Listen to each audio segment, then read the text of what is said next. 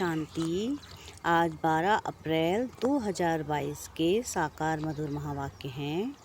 मीठे बच्चे, तुम दुख हरता सुख करता बाप के बच्चे हो। तुम्हें मनसा वाचा कर्मणा किसी को भी दुख नहीं देना है, सबको सुख दो।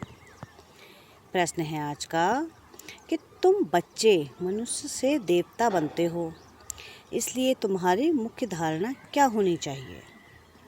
उत्तर है इसका कि तुम्हारे मुख से जो भी बोल निकले वह एक एक बोल मनुष्यों को हीरे जैसा बना दें। तुम्हें बहुत मीठा बनना है, सबको सुख देना है, किसी को भी दुख देने का ख्याल ना आए। तुम अभी ऐसे सतयुगी स्वर्ग की दुनिया में जाते हो जहाँ सदा सुख ही सुख है, दुख का नाम निशान नहीं। तो तुम्हें बाप की श्रीमत मिली है। बच्चे, बाप समान दुख हरता सुख करता बनो। तुम्हारा धंधा ही है सबके दुख हर कर सुख देना। गीत है इस पाप की दुनिया से। ओम शांति। बच्चों ने यह गीत सुना। बच्चे जानते हैं कि हम पुरुषार्थ करते हैं ऐसी दुनिया में जाने के लिए, जहाँ एक तो माया नहीं होती और कभी भी मनसा वाचा कर्मणा कोई को कोई भी दुख नहीं देते। इसलिए उनका नाम ही है स्वर्ग, पैराडाइज, वैकुंठ। और बरोबर वहाँ के मालिक लक्ष्मी नारायण का चित्र भी दिखाते हैं। प्रजा का तो चित्र नहीं दिखाएंगे, लक्ष्मी नारायण का चित्र है, जिससे सिद्ध होता है कि उन्हों की राजधानी में जरूर ऐसे ही मनुष्य होंगे।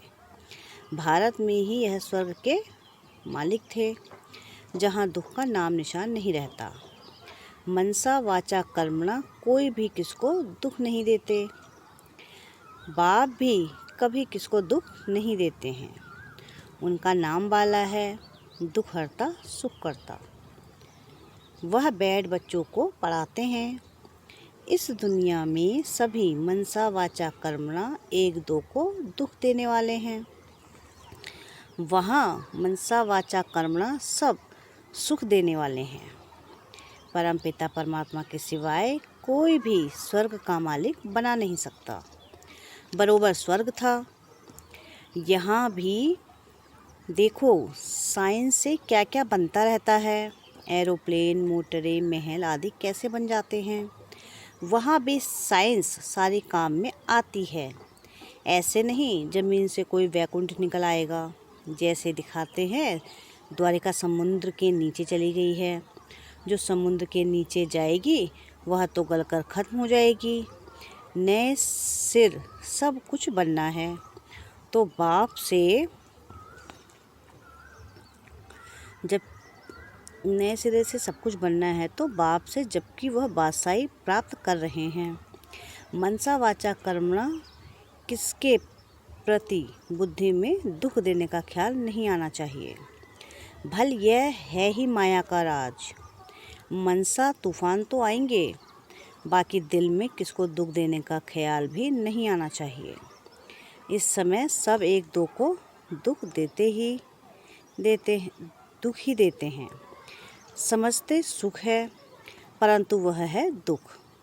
बाप से सबको बेमुख करते हैं। यह भक्ति मार्ग भी ड्रामा में है। ड्रामा को कोई भी जानते ही नहीं। वह लोग समझते हैं हम यह शास्त्र आदि सुनाते हैं, यह भी ज्ञान देते हैं। जब तब आदि मनुष्य करने से मनुष्य मुक्ति, जीवन मुक्ति को पालेंगे। अनेक प्रकार के रास्ते बताते हैं। कहेंगे बहुत समय से भक्ति करते आए हैं, तब तो भगवान आया है। हम भी कहते हैं भक्ति का जब अंत होता है तब भगवान को आना होता है। आकर भक्ति का फल देते हैं तो सब भक्ति की लाइन में चले जाते हैं। इसको ज्ञान नहीं कहेंगे। शास्त्रों के ज्ञान से सद्गति नहीं होती। सृष्टि के आदि मध्य अंत का ज्ञान तो उन्हों को है ही नहीं। यह तुम जानते हो, प्राचीन ज्ञान और योग से भारत स्वर्ग बना था, सो जरूर भगवान ही सिखलाएगा। मनुष्य तो राजयोग सिखला ना सके। भगवान ने जो सहज राजयोग सिखलाया उनका बाद में शास्त्र बनाया है। यहाँ तो भगवान खुद बैठ नॉलेज समझाते हैं।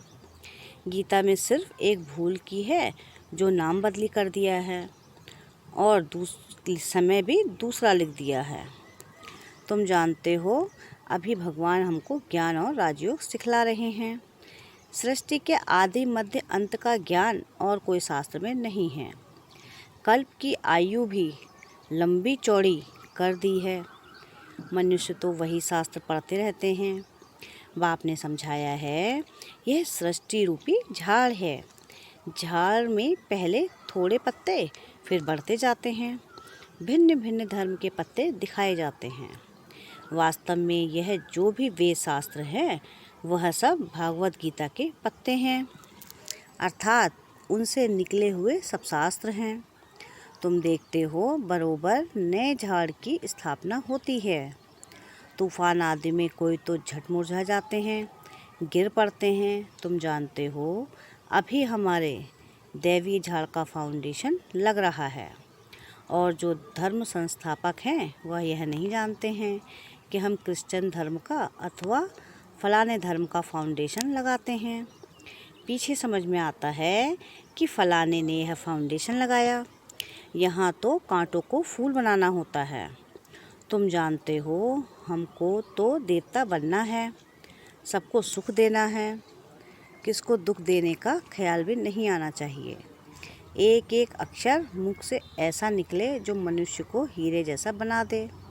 बाप भी हमको ज्ञान सुनाते हैं जिसको धारण करते करते हम हीरे जैसा बन जाते हैं। वास्तव में टीचर किसको दुख क्यों देवे, वह तो पढ़ाते हैं। हाँ, समझाया जाता है। अगर अच्छी रीति नहीं पढ़ेंगे तो 21 जन्म के लिए घाटा पड़ जाएगा। 21 जन्मों के लिए अब ही पुरुषार्थ करना है। बाप मिला है जिसको ही भक्ति मार्ग में याद करते थे। हे भगवान, साधु संत आदि सब याद करते हैं। भगवान तो एक है, परंतु वह कौन है यह नहीं जानते। श्री कृष्ण तो सतयुग में प्रिंस था। उनको तो ऐसे कोई नहीं कहेंगे कि वह सर्व का दुख हरता सुख करता है। वही श्री कृष्ण की आत्मा जो सुख में थी अब दुख में है। भगवान के लिए ऐसे नहीं कहेंगे ना, वह तो दुख सुख से न्यारे हैं। उनको मनुष्य का तन है नहीं। बाप जो स्थापना करते हैं वहाँ सुख ही सुख है। तब गाया जाता है दुख हरता सुख करता। तुम जानते हो हम रावण के राज्य में आधा कल्प दुखी थे। कल्प अल्पकाल का सुख रहता है, बाकी दुख ही दुख है, जिसको सन्यासी लोग काग विष्टा समान सुख कहते हैं, क्योंकि विकार से पैदा होते हैं ना। लेकिन कोई पवित्र प्रवृत्ति मार्ग भी होगा जहाँ कोई भी विकार नहीं होगा। बरोबर वह सतयुग में था। उसका नाम ही है स्वर्ग। वह है पवित्र मार्ग, स्वर्ग। फिर पतित बनते हैं तो उनको कहा जाता है नरक, भ्रष्टाचारी मार्ग। यह दुख सुख का खेल बना हुआ है। मनुष्य को अभी सुख, अभी अभी दुख। उनको यह मालूम ही नहीं कि स्वर्ग में सदा सुख होता है। दुख का नाम निशान भी नहीं रहता। यहाँ फिर सुख का नाम निशान भी नहीं है। विकार में जाना यह तो दुख ही दुख है। तब तो सन्यासी भी सन्यास करते हैं, परंतु वह है निवृत्ति मार्ग। सतयुग में प्रवृत्ति मार्ग था, वह था शिवालय। देवी देवताएं लक्ष्मी नारायण आदि के जड़ चित्र मंदिरों में भी कैसे ताज व तख्त से सजे हुए हैं। भारत ही है जिसमें राजा रानी दैवीय संप्रदाय थे और कोई धर्म में ऐसे नहीं है। भल राजाएं तो हुए हैं, परंतु डबल ताज नहीं है। सतयुग में शुरू से ही राजाई चलती है। आदि सनातन डबल सिरताज देवी देवता धर्म था। वह धर्म कैसे स्थापन हुआ, यह सब बातें तुम बच्चे ही जानते हो। शिव बाबा की मत से तुम दुख हरता सुख करता बनते हो। तुम्हारा धंधा ही यह है, सबका दुख हर कर सुख देना। अगर तुम भी किसको दुख देंगे तो कौन कहेगा कि यह दुखहर्ता सुखकर्ता की संतान है। पहले मनसा में ख्यालात आते हैं, फिर एक्ट में आते हैं। तुम बच्चों को तो अति मीठा बनना है। भगवान पढ़ाते हैं तो जब तक चलन तुम्हारी दैवीय नहीं होगी तो मनुष्य तुम पर विश्वास कैसे करेंगे। गीता में भी लिखा है, भगवानुवाच है, तुमको नर से नारायण बनाता हूँ। भगवान जरूर संगम पर होगा। भगवानुवाच, मैं तुमको राजयोग सिखाता हूँ तो जरूर पुरानी दुनिया का विनाश भी हुआ होगा। यह काम कोई कृष्ण का नहीं है। त्रिमूर्ति दिखाते हैं परंतु शिव को उड़ा दिया है। फिर कहते हैं ब्रह्मा को तो 3 मुख होते हैं। यह एक मुख वाला ब्रह्मा कहाँ से आया। अब मनुष्यों को 3 मुख कैसे होंगे। बाप कहते हैं तुम मेरे समझू सयाने बच्चे हो, तुम ही विश्व पर राज्य करते थे। अब बाबा तुमको देही अभिमानी बना रहे हैं। अब अपने को आत्मा समझो। मुक्ति धाम में सबको अशरीरी बनाए भेज देते हैं। यहाँ आकर तुमने यह शरीर धारण किया है। शरीर धारण करते करते तुमको देह अभिमान पक्का हो गया है। अभी तुम अपने को आत्मा समझो। मुझ आत्मा ने 84 जन्मों का पाठ बजाया है। अभी यह अंतिम जन्म है। ऐसे ऐसे अपने साथ बातें करो। बाप कहते हैं अभी तुम देही अभिमानी बनो, वापस लौटना है, फिर तुम स्वर्ग में आएंगे। अभी तुम मेरे द्वारा स्वर्ग की बादशाही लेने की मेहनत कर रहे हो।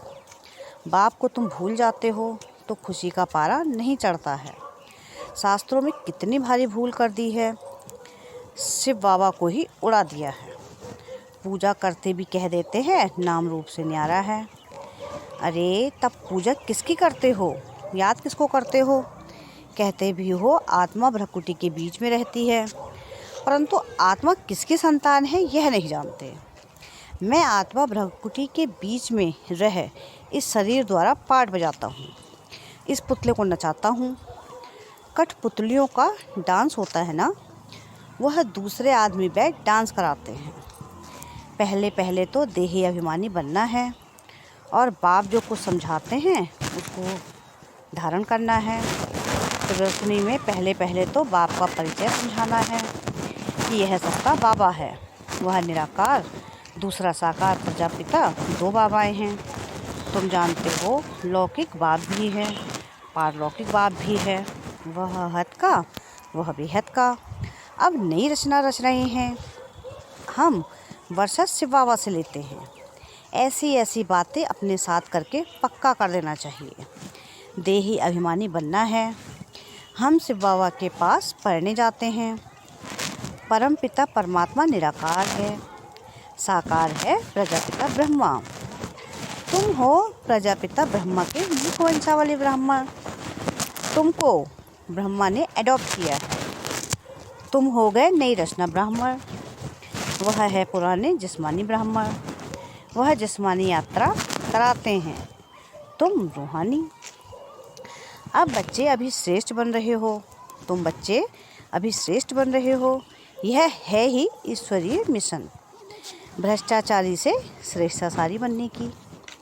मनुष्य तो बना न सके, वास्तव में सच्ची सच्ची सदाचार समिति तुम्हारी है। तुम्हारा लीडर देखो कौन है। बाप कहते हैं मैं फिर से राजयोग सिखलाने आया हूँ। यह वही संगम युग है। अभी मनुष्य से देवता बनाता हूँ। तुम जानते हो हम शूद्र से अभी ब्राह्मण बन रहे हैं। ब्राह्मणों की है चोटी, ब्रह्मा की चोटी है। ब्रह्मा में जो प्रवेश करते हैं उनको इन आँखों से देख नहीं सकते, बाकी तो सबको देखते हैं, बुद्धि से जानते हैं। निराकार बाप हमको पढ़ाते हैं। ब्रह्मा को तो ब्राह्मण यहाँ चाहिए, सूक्ष्म वतन में हो ना सके। एडॉप्ट करते हैं। व्यक्त ब्रह्मा सो अव्यक्त बनता है। यह बड़ी समझने की बातें हैं। पहले पहले लक्ष्य को समझ लिया, फिर भल कहाँ भी बैठ पड़ सकते हो। मुरली रोज़ाना सुननी पड़े, एक दिन भी मिस होने से बड़ा घाटा पड़ जाता है, क्योंकि पॉइंट्स बड़ी गूढ़े मीठे हीरे रत्न निकलते हैं। कोई फर्स्ट क्लास रत्न निकला हो और मिस कर दिया तो घाटा पड़ जाए। रेगुलर स्टूडेंट बड़े एक्यूरेट होते हैं। अच्छी रीति पुरुषार्थ नहीं करेंगे तो ऊंच पद पा नहीं सकेंगे। यह तो बहुत ऊंची पढ़ाई है। सरस्वती को बैंजो और कृष्ण को मुरली दी है। वास्तव में कृष्ण को भूल से दे दी है तो ब्रह्मा। तुम जानते हो यह शिव बाबा का मुख है। कृष्ण का और सरस्वती का तो कोई भी कनेक्शन नहीं है। सारी मूंछ कर दी है। अच्छा, मीठे मीठे बच्चों प्रति माता पिता बाप दादा का याद प्यार और गुड मॉर्निंग। रूहानी बाप की रूहानी बच्चों को नमस्ते। हम रूहानी बच्चों की रूहानी बाप दादा को याद प्यार गुड मॉर्निंग और नमस्ते। शुक्रिया बाबा, शुक्रिया। धारणा के लिए मुख्य सार है।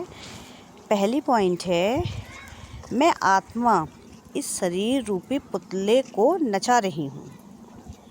मैं इससे अलग हूँ। ऐसा अभ्यास करते करते देही अभिमानी बनना है। सेकंड पॉइंट है कि मुरली कभी भी मिस नहीं करनी है। रेगुलर बनना है। पढ़ाई में बहुत एक्यूरेट रहना है।